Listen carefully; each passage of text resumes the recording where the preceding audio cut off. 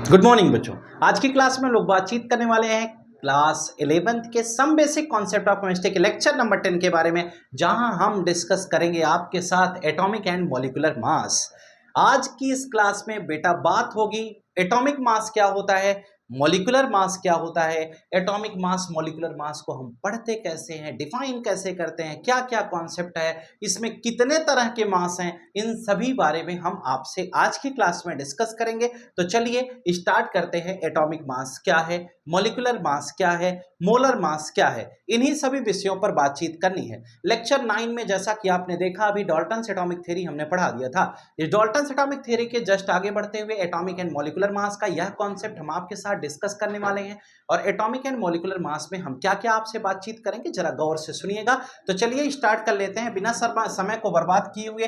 वैसे भी हम लोग लेट चल रहे हैं, लेकिन हम उम्मीद करते हैं कि हम कुछ ही दिनों में बिल्कुल लाइन पे आ जाएंगे। जो हमारा कोर्स कहीं से पेंडिंग है, जो छूटा है, हम लोग अभी बहुत पीछे हैं, तो हम वो सब कवर कर लेंगे। तो चलिए इसी के साथ हम बातचीत करेंगे आज की आपकी क्लास में एटॉमिक मास और मॉलिक्यूलर मास के बारे में। बेटा खूब ध्यान से समझना, देखो क्या क्या पढ़ना है हमें, क्या पढ़ने हम आए हैं, क्या पढ़ के जाएंगे। देखिए सबसे पहला कॉन्सेप्ट, सबसे पहले हम पढ़ेंगे एटॉमिक मास के बारे में। ठीक है, व्हाट इज एटॉमिक मास। ठीक है, किसी एटम का मास।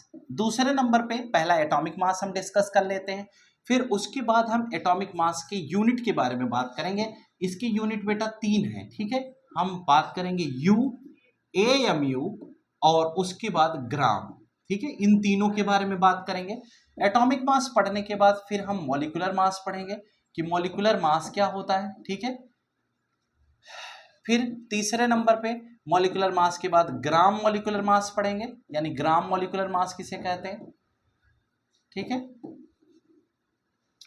फिर उसके बाद फोर्थ नंबर पे हम पढ़ेंगे मोलर मास के बारे में, व्हाट इज मोलर मास।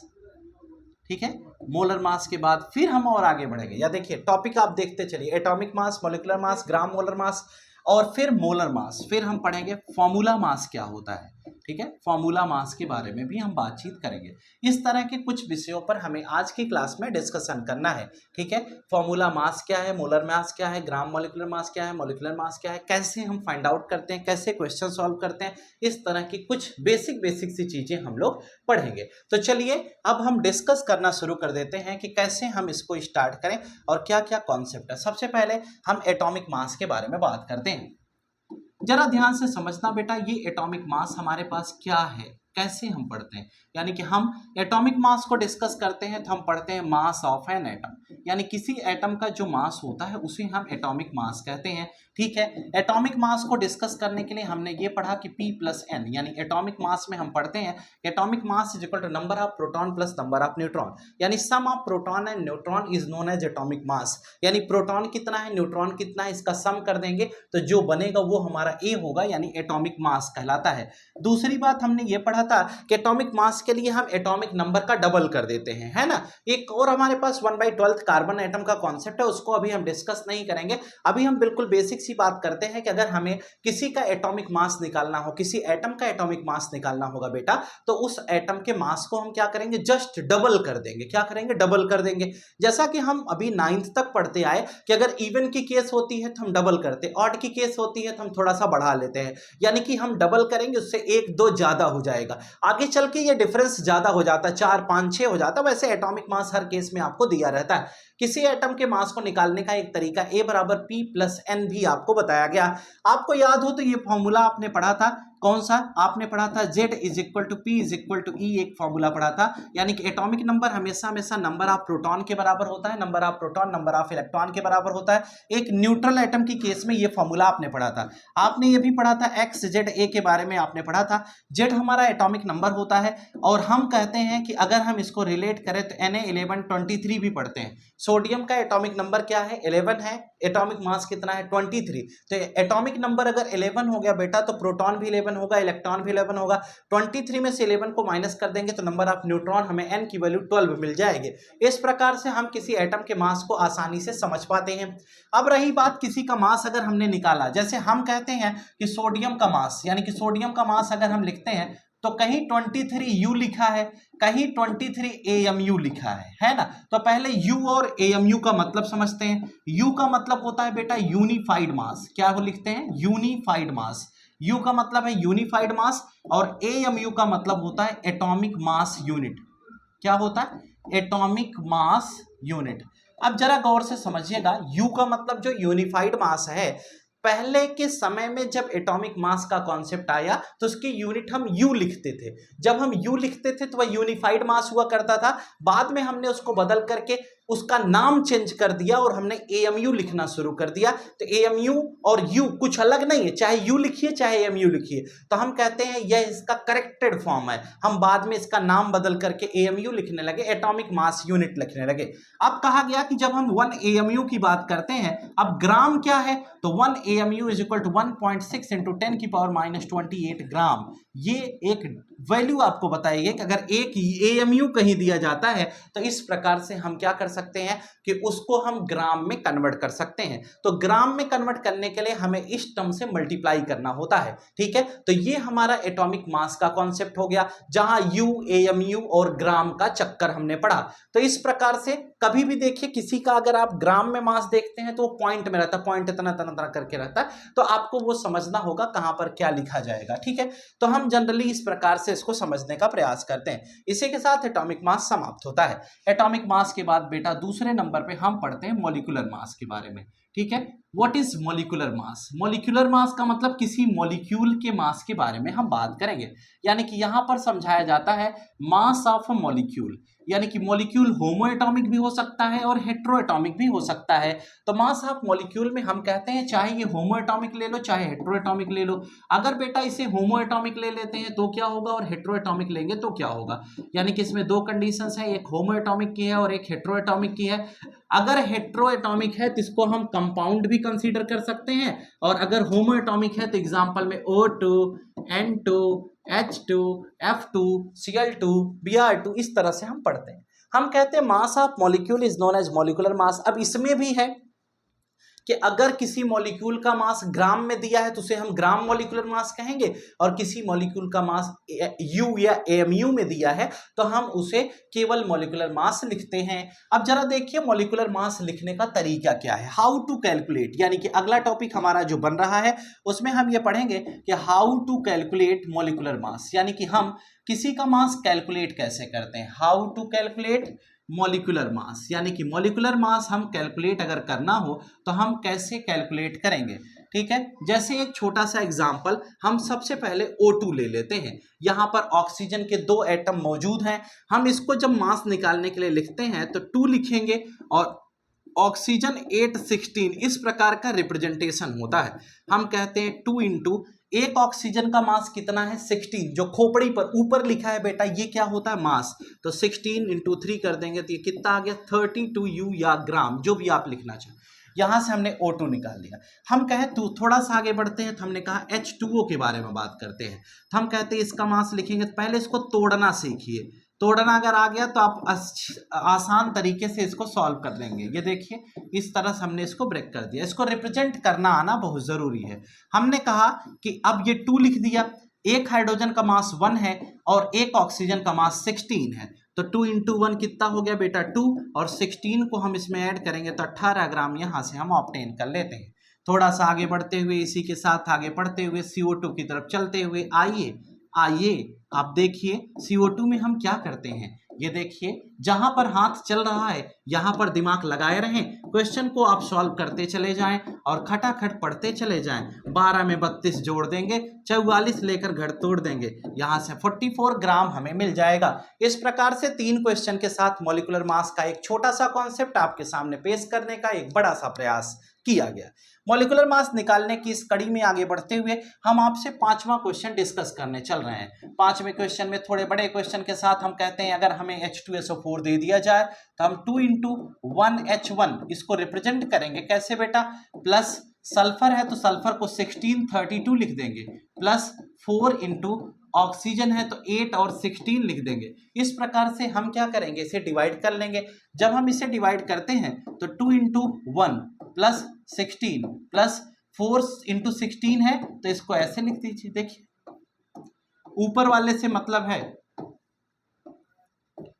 देखिए 2 + 16, सबका मास ऊपर लिखा है खोपड़ी पर उनके, 4 × 16 करोगे 64 हो जाएगा। इसको सॉल्व करने के बाद 98 ग्राम आपका आंसर आ गया। इस प्रकार से 4th क्वेश्चन को निपटाते हैं और 6th क्वेश्चन पर 5th क्वेश्चन के बाद 6th क्वेश्चन की तरफ बढ़ते हैं। यानी कि उधर 3 ही किया था, शायद 5 लिख दिया, तो आप घबराइएगा नहीं, नंबर से कोई लेना देना नहीं। 6ठे क्वेश्चन पर आते हैं और यहां पर हम आपको ग्लूकोज का मास निकालना सिखाते हैं। C6H12O6 उसका फॉर्मूला बताते हैं और हम यहां पर आपको दिखाते हैं कि ग्लूकोज का मास कैसे निकाला जाए। तोड़ना सीखिए। ये कार्बन कितना है? 6। एक कार्बन को लिखोगे तो 6 और 12 लिखा जाएगा। कहें इसको डिब्बे में बंद कर दो। कहें कितना हाइड्रोजन है? 12, तो इसको हम 1H1 लिखते हैं। कहें हाँ बिल्कुल सही बात है। कितना है? 6। ऑक्सीजन का 8 और 16 है। इसको डिब्बे में बंद कर दो और इस प्रकार से लिख दो। मुझे उम्मीद है कितनी बात आपको समझ में आ गई होगी। अगर यहां तक समझ में आ गई बेटा, 6 × 12 करो, बड़े प्यार से क्वेश्चन को सॉल्व करते हुए 12 × 1 कर दो, बिल्कुल बेहतरीन तरीके से 6 × 16 करते हुए आगे की तरफ बढ़ जाएंगे। यहां से 72, यहां से 12 और यहां से 96 गेन करेंगे। अब हम यहां से 180 ग्राम ऑब्टेन कर लेंगे। ये हमारा क्या हो गया? ग्लूकोज का मास हो गया। इस तरह से हम किसी भी बड़े कंपाउंड का मॉलिक्यूलर मास आसानी से कैलकुलेट करने में सक्षम होंगे। यानी किसी भी मॉलिक्यूल का मास निकालना होगा तो घबराने की कोई जरूरत नहीं है। खटाखट आप क्वेश्चन को सॉल्व कर सकते हो, आंसर निकाल सकते हो। हमें लगता है कि मॉलिक्यूलर मास समझाने में हम सफल हुए। इसके बाद हम आगे बढ़ेंगे जहां पर हम पढ़ते हैं मोलर मास। ठीक है, अब हम पढ़ेंगे मोलर मास क्या होता है। ठीक है, तो हम इसको कैसे एक्सप्लेन करें? हम कहते हैं मास ऑफ 1 मोल सब्सटेंस। यानी कि अगर 1 मोल सब्सटेंस हमें दे दिया जाए, यानी कि आपको पता है अमाउंट ऑफ सब्सटेंस की यूनिट क्या होती है? मोल। तो अगर 1 मोल सब्सटेंस, 1 मोल हम जज कैसे करेंगे? अगर किसी मॉलिक्यूल की स्टोइकियोमेट्री, यानी कि उस मॉलिक्यूल के आगे केवल एक रहे, 2 3 4 ऐसा ना हो, तो उसे हम क्या, जैसे 1 NaCl, 2 CO2, 1 CO2, 1 ग्लूकोज, इस तरह से दिया जाएगा तो हम उसे मोलर मास के अंतर्गत पढ़ते हैं। यानी mass of 1 mole substance is known as molar mass. अगर हम इसके SI यूनिट के बारे में बात करें बेटा, तो SI यूनिट कुछ और नहीं है, इसकी SI यूनिट ग्राम पर मोल है। यानी कि हम पढ़ते हैं 1 मोल में कितने ग्राम है, यानी 1 मोल में कितने ग्राम है, यही इसका मोलर मास, इसका SI यूनिट कहलाएगी। अब जैसे एक एग्जाम्पल की बात करते हैं, एक क्वेश्चन की बात हम यहां डिस्कस कर लें। हम कहते हैं कि what is the molar mass of CO2? What is the